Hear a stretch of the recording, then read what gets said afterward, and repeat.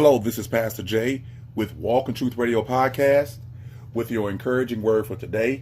It's inspired by Romans 8:17, and it says, "And if children, then heirs, heirs of God, and fellow heirs with Christ, provided we suffer with him in order that we may also be glorified." Our identity, our position, and what we must go through to obtain glorification. In my travels and my journey in watching other Christians grow, the one question I always get is, why are we suffering? Why am I suffering? And you know what I've determined? Suffering is relative, because I could take that same person and ask them what consists of their suffering, and they will give me a list of things. I can take that same list to somebody else who is suffering greater, and they would say that person is being blessed. So what's the difference? What is real suffering? Well, the Bible tells us part of the blessing plan of God is suffering for his sake.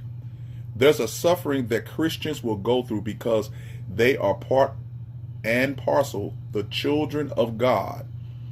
And because of who they are and what they say and how they move, they will be persecuted by the world that hates them.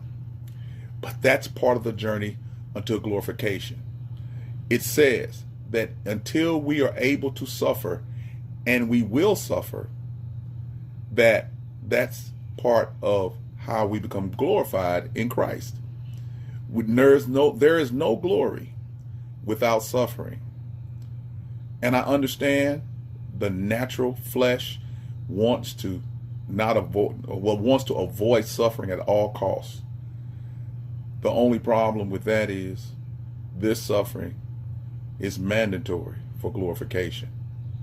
So I want to encourage you today, this day, understand that your suffering is relative, that there is someone out there who is suffering way more than you are. And you have to understand, are you actually suffering, or are you just going through life? Is suffering not having what you want, but having everything that you need? Is that really suffering? Or is that possibly being spoiled by the Western society and comparing yourself to someone else and what they have? Remember, if they don't have Christ, they don't have anything. And if you suffer for Christ, you have everything. The Bible teaches us that if we lose our life for Christ, we'll gain our life. But if we spend most of our time concerned and worried about this life and the things of the flesh and the worldly things of this time and age, we will lose our life. So be focused on suffering, but ask yourself, am I really suffering for Christ's sake, that I may be glorified? This is Pastor Jay with Walk in Truth Radio Podcast. I always want you to be encouraged and be blessed and be at peace.